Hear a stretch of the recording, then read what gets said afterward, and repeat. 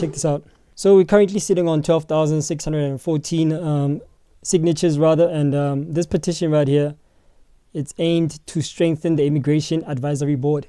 I'm a bit worried because we're only getting just under 1,000 signatures daily. Okay, that's worrisome because if you do the math, there's only 53 days left, and we're looking for 100,000 signatures. So clearly, we're not gonna hit our target if we always averaging 1,000 signatures daily. So I'm gonna make it my business to try to maybe not convince you guys, but to show you exactly why you have to sign this petition. Because I've been doing a lot of research trying to figure out why this petition has been set up by South Africans, by concerned citizens like you and I. And I guess the best thing to do is to maybe investigate the 5 independent members of the board, okay? Because these ones, I'm a bit worried about these guys because you can tell what interest each of them is here to serve on this advisory board. If you don't know what it is, it's basically a group of people who are going to be advising the Minister of Home Affairs, whom is Leon Schreiber, when it comes to immigration policies. I'm sure you guys are aware about the Chidimma case that we currently have blowing up in the country. And with all the current immigration activism that's been going on, illegal immigration activism that's been going on, it is quite an important board that's going to basically drive us towards policies that will hopefully be for the benefit of South Africa. Okay, so let's quickly go through exactly who Mr. Leon Schreiber appointed with the Immigration Advisory Board. So this is going to be in separate parts, 5 parts probably. So the first part, we're going to cover the first man that is the independent chairperson of this board, which is Mavuso Msimang. The second part of these series of videos, it will be Andries Cancel and so on and so forth. Okay, so let's just quickly see what happened on the 1st of April 2025. The Minister of Home Affairs, Leon Schreiber, is proud to announce the announcement of the Immigration Advisory Board. For the first time in more than a decade since the board was disestablished, the appointment of the advisory board gives expression to Section 4 of the Immigration Act 13 of 2002. In terms of the Act, the Immigration Advisory Board is empowered to advise the Minister on matters of regulation, policy, and any other matter on which the Minister may request advice. Okay, so that's what the board aims to achieve. So the first member, which is the chairperson, it's Mr. Mavuso Msimang. He was recently interviewed on Newsroom, if I'm not mistaken, if not the SABC, about the whole Chidimma situation. This conversation now, former Miss Universe Nigeria runner-up Chidimma Adetshina's lawyer, Stephanie Dusude Dabandi, is being accused of a conflict of interest. She is currently a member of the Department of Home Affairs' Immigration Advisory Board, while at the same time representing Adetshina. Immigration Advisory Board Chairperson Dr Mavuso Msimang joining us now to tell us what their thoughts are around this. Dr. Msimang, good evening to you. Thank you very much for your time. When you first heard of this, what came to mind? Is this a conflict of interest? No, it's thank you very much for inviting me. It's absolutely not a conflict of interest. We, as an Immigration Advisory Board, were established in terms of the Immigration Act to provide independent advice to the Minister on policy, on legislation, as well as on the administration of the immigration system. Right. It's important to distinguish between the function of the Department of Home Affairs and that of an advisory board. I'll just quickly let you know that when this board was inaugurated, the minister made it absolutely clear that our role was advisory, and in the end, the decision was taken by himself. But it was consonant with our expectations, with our understanding of our role. So I do not see any conflict at all, as we will elaborate as we discuss. Yeah, and that important distinction, Dr. Mavuso, is so key here, because people may possibly be angry on the social media platforms crying that this is a conflict. It's important to note here that the appointees to this advisory body do not become state employees. Instead, they serve in their personal capacities whilst at the same time maintaining their private practices. So, in other words, Stephanie is well within her rights to earn an income privately, but at the same time, this is the case that she is faced with. Many saying it's a high-profile case. How can this be? They look, so the composition of the board consists of people with some kind of experience. Yours truly was once at Home Affairs. You have people who come from labor, from employment. You've got a number of stakeholders, but also you have, and I think on issues of this nature, people who are familiar with the nits and grits of the day-to-day administration of the law, such as the immigration lawyers. We've got 3 of them in a board of 15, that must be understood. So this expertise actually is quite necessary. I think this is what Parliament wished to have when it legislated that this range of experience should be available on the board. Yeah. So what should the message be then to those who are calling for her recusal? I think it's important that we explain things to people and not assume. People mustn't say we're arrogant. No, there is no conflict at all. We never deal with issues of visas, of permits, and any of those things. We really handle these things at policy level.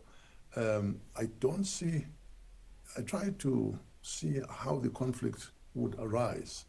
The minister and the DG protect their turf as strongly as they can.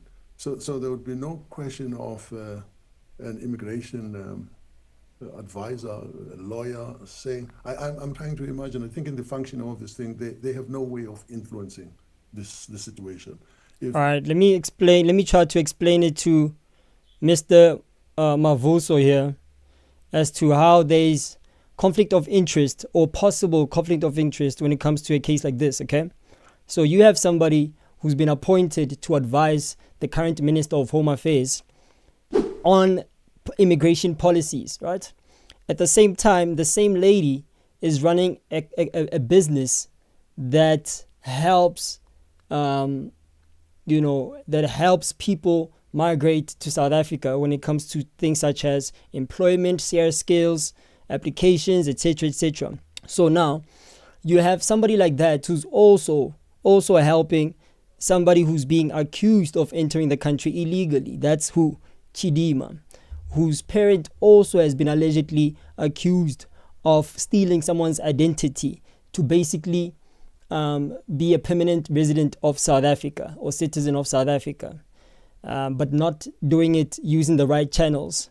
So you have a lawyer who's defending these 2 individuals, these 2 ladies. I don't know if she's also helping Chidimma's mom, but I do know that she's helping Chidimma herself with fighting against the South African Home Affairs to basically let her reside in the country, even though her status of her citizenship is questionable. Now you have that same lady, that same lawyer, who's also at the same time literally advising Leon Schreiber. So there could be a case where she would drive the narrative towards exactly how she would want things to go when it comes to advising the minister. Obviously, she wouldn't want to lose the case when it comes to Chidimma's situation with Home Affairs. So she will obviously try to win that case, but also advise the presidency or the Home Affairs minister to not, in future, press individuals like Chidimma or individuals who have cases that are similar to Chidimma's case. So Chidimma is like a test. It's like a case study. If Chidimma wins the case, then that means going forward, a lot of people who are in Chidimma's situation are also going to win such cases, because the advisory board, or at least one person in the advisory board, is advising the minister on cases that are similar to what she's handling right now in court as a lawyer. That's where the conflict of interest may arise. And if I quickly read why this petition is so important, We are asking to strengthen the Immigration Advisory Board. We are asking Parliament to amend Section 4 of the Immigration Act 2022. To prevent conflicts of interest in appointments to the Immigration Advisory Board. Yeah. Why are we petitioning? Recent public debate has raised important questions about appointments to the Immigration Advisory Board. Whether or not anyone has acted improperly is for the relevant authorities to determine. But one thing has become very clear. South Africa's Immigration Act should do more to prevent actual or perceived conflicts of interest before they arise. Fair enough. The law should never put anyone in a position where South Africans have to ask whose interest are they serving. Later on in the live stream, I'll prove to you whose interest Mr. Mavuso is serving, because you might not know which political party he's affiliated with. Strong instructions need strong laws. This is why South Africa's For Constitutional Reform SACR is asking Parliament to strengthen Section 4 of the Immigration Act. Why does your signature matter? Every verified signature adds weight to the call for Parliament to act. The more South Africans who sign, the stronger the case for strengthening Section 4 of the Immigration Act. If you haven't yet, link is in the bio below. Click it, sign it, takes at least 5 minutes. Thank you very much. What are we asking the recipient to do? We ask Parliament to amend Section 4 of the Immigration Act to provide that a person is not eligible for appointment as an independent member of Immigration Advisory Board if, during the preceding 3 years, he or she has acted, whether personally or through his or her employer or firm, as legal representation in litigation against the government concerning immigration, asylum, or refugee matters. That makes perfect sense. Basically, this means that if you in the past 3 years have been, maybe legally trying to help immigrants get into the country where obviously it's going to be legal, but if you have been working in a company where maybe you as a lawyer yourself or as an immigration expert yourself have been trying to help immigrants get into the country, then how can you advise the same minister on these types of policies? Because obviously you're going to work in the interest of your company, in the interest of your clients, in the interest of immigrants, to try to convince the minister to work within the borders of getting things to be done your way for the benefit of your company, for the benefit of your law firm. It makes sense. So I don't understand what Homesize is saying here. It's saying that he doesn't understand how this could be a conflict of interest or a possible conflict of interest. Why is the proposal necessary? Let's quickly read on. This proposal is not about attacking lawyers, not at all. Lawyers must always be free to represent their clients. However, advising government on immigration policy and recently litigating against the Department on Immigration Matters are different roles that should not overlap. Simple as that. What are we talking about here? Literally, it's simple as that. So I hope I helped our kind sir here, Mavuso Msimang, about how important it is for us to avoid having a conflict of interest when it comes to these type of matters. They defended the case. In this case, by the way, Home Affairs has not said that Chidimma is illegal. I looked at the papers here. She is, by the way, South African. So the conflict doesn't even begin to arise in a case like that. But I think even if... Right? So currently, yes, Chidimma is South African because it hasn't been proven yet, or at least her mom hasn't been found guilty as yet for stealing somebody else's identity. Now, once the ruling, currently right now, Chidimma is South African, but once the ruling, or if it happens, of course, we don't know what's going to happen, but if it does happen that her mom is found guilty of stealing somebody else's identity, then Chidimma's status as well becomes null and void. Because now you need at least one parent, if I'm not mistaken, for you to be a South African citizen if you were born in the country. Obviously, you're going to have to prove that you've been here, you were born in a South African hospital, etc., etc., etc. But if your mom or your dad's identity is questionable and it gets proven in court that they stole identity, then I'm sorry, Chidimma will have to be her citizenship will have to be revoked if I'm not mistaken. I don't know if that's how it works, but that's currently what her mom is faced with. if she was not South African, and an immigration lawyer was asked on how, on whether in terms of the existing law, without them being illegal, I think any immigration lawyer who defends illegal people, there is something very serious about that. You must know that there is a law society, and you can't take people for a ride and advise them on laws that are actually not in existence. Yeah. Given the structure of the way courts work, it's almost impossible to be conflicted on this issue. Interesting. I guess there's no convincing, bro. I already tried to convince him that there is a possible conflict of interest, but he's saying that it's impossible. Okay, fair. To each his own. You are not afraid to opine on this case, Dr. Mavuso, because then let this be the last question I put to you. You chair this advisory board, and yours is to advise government on immigration policies to ensure that they align with the national interests, but also address the complexities of migration. And so here's my question to you. You state quite clearly that Chidimma is South African, and that's by virtue of her having been born in this country. However, the predicament here is that her mother is accused of obtaining her South African citizenship fraudulently. She stole someone else's identity. Does Allegedly. that make her South African? Because then why are we in court? Right? Clear, straightforward question. Listen to how Mr. Mavuso is going to deflect. No, it wouldn't disqualify her anyway. I think this now is in the courts, and they are handling this. You know, her grandfather, by the way. Now we're talking about her grandfather. Now we're talking about somebody who did not literally conceive or let alone birth Chidimma Adetshina. Why are you bringing up her grandfather?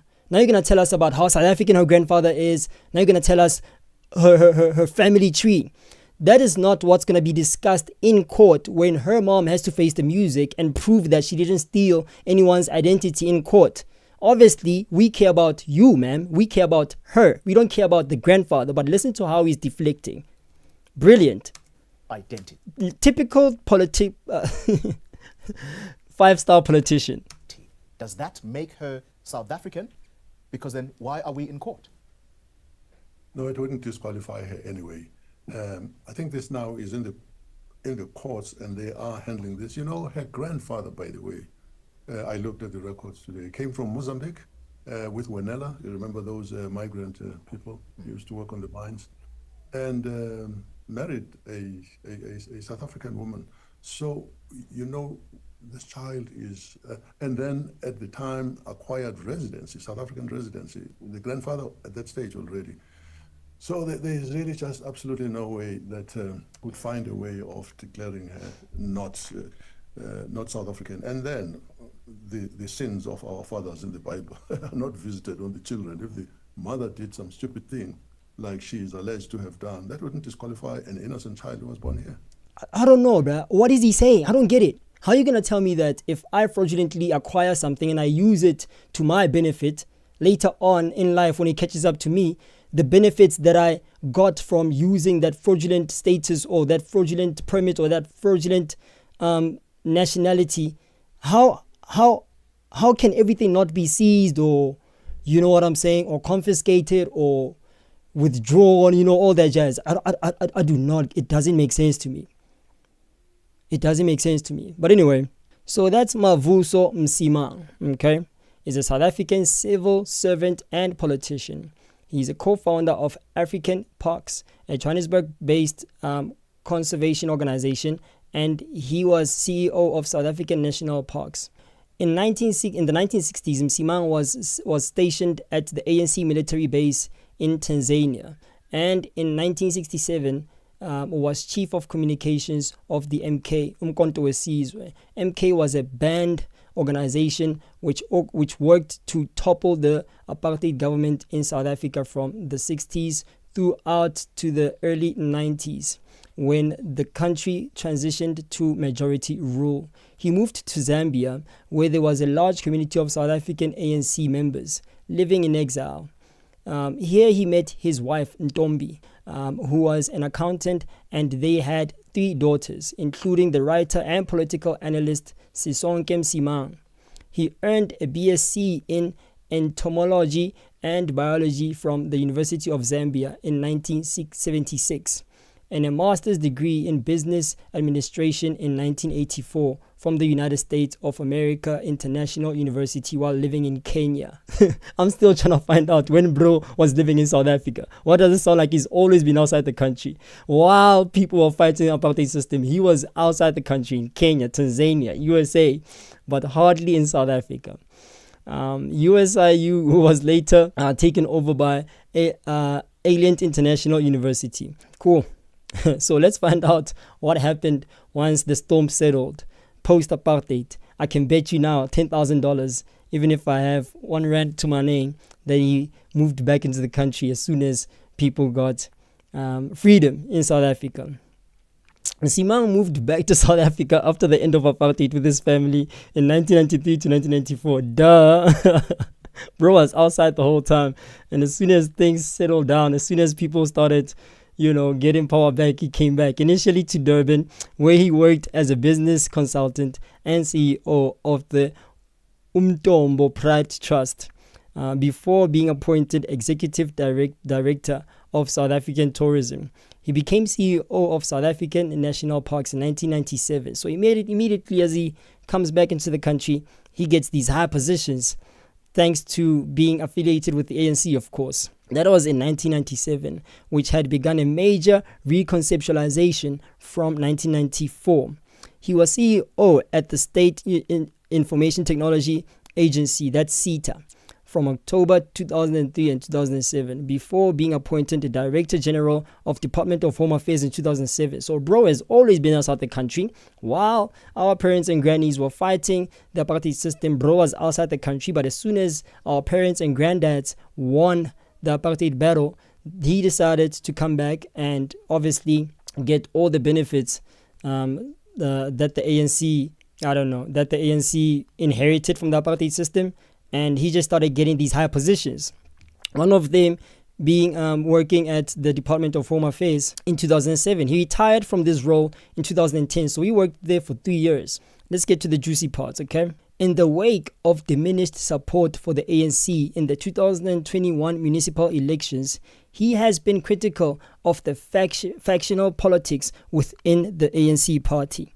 In his capacity as a member of the ANC National Executive Committee, he did not stand for re-election to the NEC at the party's 55th National Conference in 2022. During the 3rd National Conference of the African National Congress Veterans League held in July 2023, Msimang was elected unopposed as Deputy President of the League. So this is an article that I found where Msimang withdraws resignation from the ANC. This is dated 2 years ago. ANC veteran Mavuso Msimang has agreed to withdraw his resignation from the party after meeting with Secretary General Fikile Mbalula. Msimang resigned a few days ago from the ANC, saying the party has failed to act on corruption. He said that the party, according to his admission as a senior member of the ANC, the party had failed to deal with corruption. I want you to just keep that in mind, okay? He also, it's 2026 and we're still talking about the same things, whatever. He also said the country was in a state of crisis, right? The ANC said on Thursday, Msimang met with Mbalula after a meeting was facilitated by veterans. Mbalula also said he regretted the remarks he made over the weekend that Msimang took money from new parties. So as soon as you get criticized by anybody, whether you're in the party of the ANC or if you're an outsider, you belong to a different party, or you just a concerned citizen and you criticize the corruption in the ANC, you're going to be labeled as somebody who got paid to criticize the ANC. Look at what's going on today in 2026. We have movements like Operation Dudula, movements like March and March, who Mbalula is currently literally saying that they are being funded by Israel to literally cause divisions in the country. So every time, according to Mbalula, somebody criticizes the work of the government or lack thereof, you have to be bought by somebody. And as he did here, he accused Mr. Msimang, of taking money from new parties. And Balula said he regrets those remarks that he made over the weekend. In a statement, the ANC said the meeting with Mavuso took place on Wednesday. The party has committed itself to deal with unethical conduct among its leaders.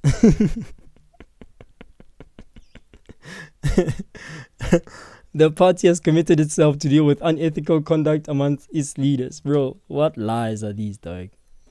What BS is this? It's 2026 now and we're still talking about the same things. This is ridiculous. The ANC Veterans League had taken a resolution at its conference a few months ago that the ANC must not include people who are implicated in corruption in the list of its parliamentarians. Shout out to the Madlanga Commission. I guess all of these efforts that the ANC has been trying to finesse to get rid of corruption in the party have been to no avail. They literally have done no good whatsoever. The ANC nomination process for candidates to the National Assembly and provincial legislature is still underway. The veterans had said those who are implicated in corruption should not serve the party. Shut up. How many people have been implicated in corruption and still serving the party till this day? Stop playing with us. The ANC said in a statement on Thursday that they will deal with these issues. Right. Says here, open quote, "We are determined that only members whose reputations are beyond reproach will be included in our list of candidates for parliament and provincial legislatures. This means that those implicated by the Zondo Commission will not be included in our list if their names have not been cleared by the ANC Integrity Commission." As we continue on, ladies and gentlemen, I appreciate if you guys click the like button, click the subscribe button. Make sure you guys click the link in the description that will drive you to this petition that you guys kindly need to sign ASAP, so that we make sure that this advisory board is within the benefit of the South Africa and not serving personal interests of the board members who have been appointed in this advisory board. I also believe we appreciate it. Support the channel, buy a book. Thank you. Open quote, "In this regard, we are pleased that Msimang has agreed to withdraw his resignation and will continue to speak up against any malfeasance, I can't pronounce this word, impacting the interest of society. The ANC will continuously seek the wise counsel of the elders of the ANC in whose footsteps we walk." All right. So there you have it, folks. So it is true that Msimang did want to leave the ANC, and Mbalula quickly sat him down, convinced him to stay in the party. I don't know what measures he had to take to convince Bru to stay in the party, but he was successful in doing so. So let's find out if our dear beloved chairperson of the advisory board has any controversies. Msimang was accused of misappropriating funds from the Umtombo Pride Trust, where he was CEO between 1993 and 1994. So as soon as we got democracy in the country of South Africa, Homeslice came back into the country, leaving his duties from those other countries where he was, in my opinion, hiding from the apartheid system or from the apartheid oppressors, while our parents and grannies sat here in the country and fought the system. As soon as he landed back into the country, he literally got a position in the Umtombo Pride Trust as the CEO as soon as he moved in back with his family. That's in 1993 and 1994. These claims were never proven, and he blamed dismissed employees for the allegations. So a bunch of employees got dismissed during these allegations, and he pointed the finger at them. There was no evidence that proved that he stole funds from this trust, but it is a controversy that he was linked to. Okay, in 2007, while CEO of CETA, Msimang was accused of harassment. Charges were filed but later withdrawn. He blamed the media for circulating the allegations without getting his side of the story. One of his daughters, Sisonke Msimang, herself a women's rights activist, wrote a piece defending her father from the allegations and criticizing the media and feminists for their reactions, saying that she was saddened but not surprised by the latter. She also stated that the accusers was one of her former colleagues. Obviously, I'd also defend my mom. I'd also defend my dad if he ever got any sort of allegations of this nature. Is harassment? Come on, stop playing. That is crazy. We're not going to get into that because I don't think for the purpose of the stream, we would achieve much by doing exactly that. So what have we learned in this stream, ladies and gentlemen? We have learned that, if I can do this quickly, Mr. Mavuso Msimang, independent chairperson, is an ANC member who spent quite a significant number of years in exile. That is outside of South Africa, in our neighboring countries here in Africa. Literally, I don't know, maybe negotiating for the democracy that we now get to enjoy. Maybe he was outside the country negotiating these types of privileges that we enjoy today. I don't know. But he was not here. Truth of the matter is, during the apartheid system, he did not experience the apartheid system in its entirety here in South Africa. He was outside the country, okay? He was in every other country but home. This guy was in Kenya for a couple of years. He did some work in Namibia, Zambia, where he met his wife, Ntombi, or the mother of his kids, Ntombi. Homeslice was in Canada at some point. He was studying the USA, so he was everywhere but here in South Africa. But as soon as he got here in South Africa, he literally started getting a lot of very CEO type positions that he eventually even became a director in Home Affairs back in 2007, and then in 2010 he left that role to pursue other things, and he's been alleged to have stolen funds, even though there hasn't been any evidence that has been brought forward in the Umtombo family trust, whatever it is. Let me get it right. I don't want to mess this up. Where is it? Umtombo Pride Trust. When he was CEO, as soon as he landed in the country in 1993 and 1994.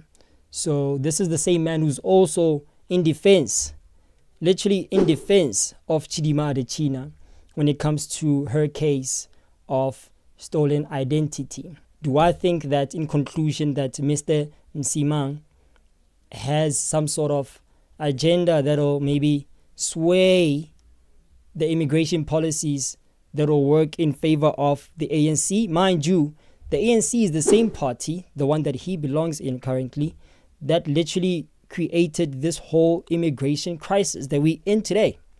Literally, the ANC, he was in 2007 to 2010, working there at Home Affairs. So he was part of the problem, literally.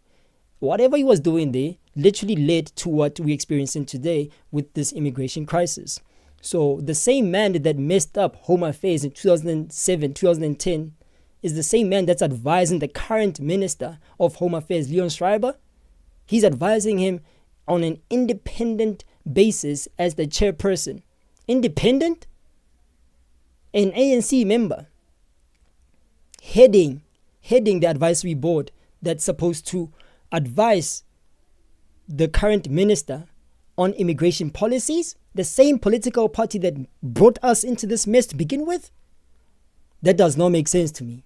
The same guy that messed things up with his colleagues there in Home Affairs is the same guy that's currently going to continue advising the minister to mess things up even further. It doesn't make sense.